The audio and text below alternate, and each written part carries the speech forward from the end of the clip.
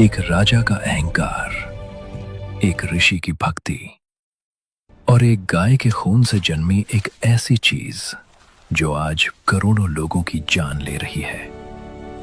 बहुत समय पहले की बात है। एक समृद्ध राज्य में एक शक्तिशाली राजा रहता था। उसके पास अपार धन, विशाल सेना और ऐश्वर्य की कोई कमी नहीं थी। उसी राजा का एक साढ़ू बहनोई एक महान ऋषि था, जो जंगल में एक साधारण कुटिया में अपनी पत्नी के साथ सादा जीवन व्यतीत करता था। ऋषि का जीवन तप, भक्ति और संतोष से भरा था, जबकि राजा का जीवन वैभव, शक्ति और कभी-कभी अहंकार से। एक दिन राजा की रानी को अपनी बहन की बहुत याद आई। उसने स्नेह से भरा एक संदेश अपनी बहन यानी ऋषि की पत्नी के पास भिजवाया। हे देवी जी, हमारी महारानी जी का आदेश आया है। बहन, तुम अपने पूरे परिवार के साथ हमारे महल में भोजन के लिए आओ। बहुत दिन हो गए तुम्हें देखे हुए, तुम्हारी बहुत याद आ रही है। जब यह संदेश ऋषि की पत्नी को मिला तो उसका हृदय प्रसन्न हो उठा।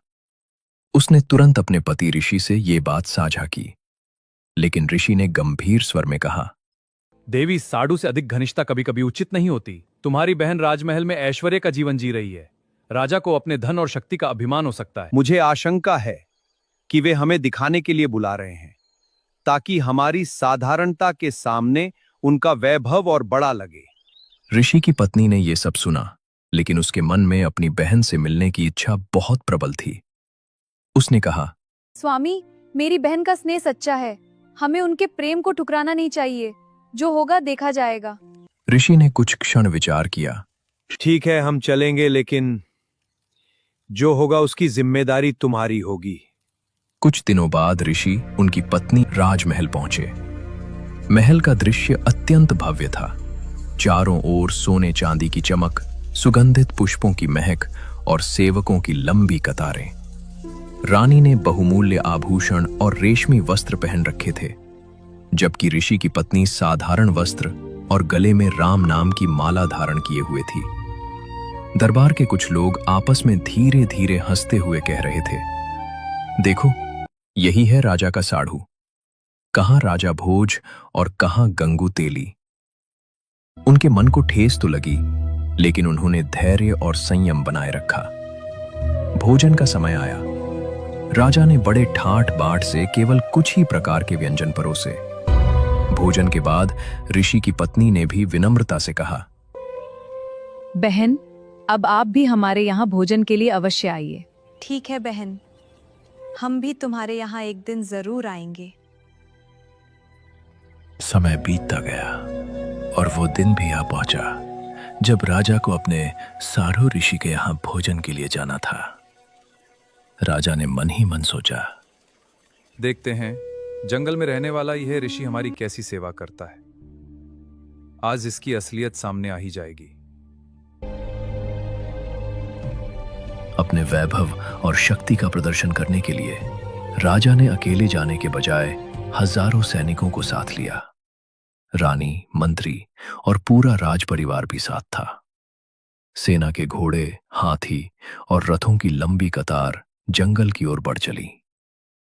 उधर ऋषि अपनी कुटिया में बैठे चिंतित थे, लेकिन उनका विश्वास अडिग था। उन्होंने मन ही मन देवताओं का स्मरण किया और स्वर्ग के राजा इंद्र से प्रार्थना की, हे देवराज, मेरी लाज रख लीजिए। मैं अपने अतिथियों का सत्कार करना चाहता हूं, पर मेरे पास साधन नहीं है। ऋषि की सच्ची भक्ति और पुण्य कर्मों से प्रसन्न होकर इंद्र ने उन्हें सहायता देने का निश्चय किया। कुछ ही क्षणों में आकाश से एक दिव्य दृश्य प्रकट हुआ। एक विशाल तंबू, कुछ सेवक और एक अद्भुत गाय, कामधेनु। ये कोई साधारण गाय नहीं थी, बल्कि ऐसी दिव्य शक्ति से युक्त थी कि जिसकी उपस्थिति में मन में जो भी भोजन की इच्छा की जाए वो तुरंत प्रकट हो जाता था। ऋषि और उनके परिवार ने श्रद्धा से गौ माता की आरती की और अपनी मनोकामना प्रकट की। और फिर जो हुआ वो किसी चमत्कार से कम नहीं था। देखते ही देखते तंबू के अंदर 56 भोग प्रकट होने लगे। लड्डू, जलेबी, कचौरी, दही बड़े, हलवा, खीर, दाल, रोटी, पूरी, बूंदी, बर्फी, रसगुल्ले। चांदी की थालियों और बड़े बड़े बर्तनों में स्वादिष्ट व्यंजन भरते चले गए। पूरा तंबू स्वादिष्ट भोजन की सुगंध से भर गया। तभी राजा अपनी विशाल सेना के साथ वहां पहुंचा।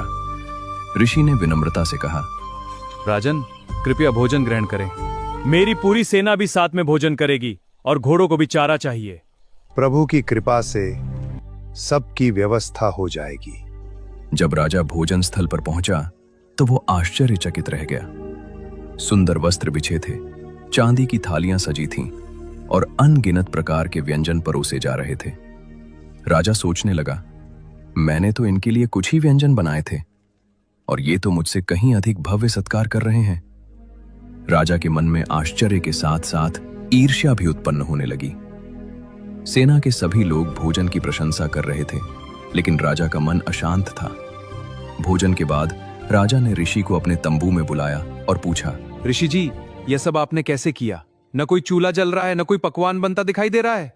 राजन, ये सब प्रभु की कृपा है। मुझे एक दिव्य गाय प्राप्त हुई है जो हमारी हर इच्छा पूरी कर देती है। राजा की आंखों में अब जिज्ञासा नहीं बल्कि लालच साफ दिखाई दे रहा था।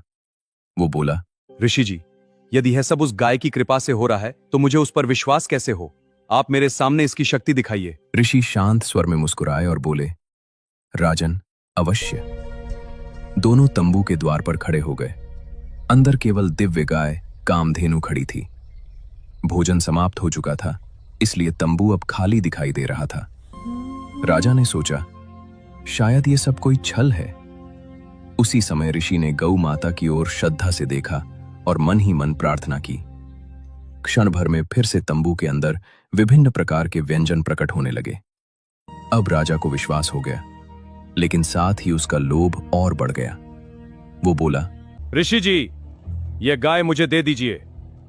मेरे पास विशाल सेना है, इससे मैं अपनी पूरी सेना को भोजन करवा सकता हूं। तुम्हें इसकी क्या आवश्यकता? ऋषि ने विनम्रता से उत्तर दिया, राजन, यह गाय मेरी नहीं है। मैंने इसे स्वर्ग से उधार लिया है। मैं इसका स्वामी नहीं हूं, इसलिए आपको नहीं दे सकता। राजा का चेहरा कठोर हो गया। उसका अहंकार और लालच अब नियंत्रण से बाहर हो चुका था। उसने क्रोधित होकर अपने सैनिकों को आदेश दिया, इस गाय को पकड़कर ले जाओ। ऋषि ने यह देखा तो समझ गए कि अब स्थिति बिगड़ चुकी है। उन्होंने तुरंत गौ माता से प्रार्थना की, हे माता, आप तुरंत अपने लोक स्वर्ग में लौट जाइए। यहां अब आपका रहना सुरक्षित नहीं है। ऋषि की आज्ञा मिलते ही कामधेनु आकाश की ओर उड़ने लगी। ये देखकर राजा और भी क्रोधित हो गया। उसने धनुष उठाया और गाय को रोकने के लिए तीर चला दिया। तीर जाकर गाय के पैर में लगा। गाय घायल हो गई और उसके पैर से रक्त टपकने लगा। फिर भी वो किसी तरह उड़ते हुए स्वर्ग की ओर चली गई। जहां जहां उस दिव्य गाय का रक्त धरती पर गिरा, वहां वहां एक नई वनस्पति उगाई, तंबाकू। धीरे धीरे वो फैलती गई और पूरे पृथ्वी पर फैल गई। और अब आगे चलकर यही लाखों करोड़ों लोगों की जान का कारण बन रहा है। खून नाम खून का, तमा नाम गाय, 100 बार सौगंध इसे न पिए न खाए।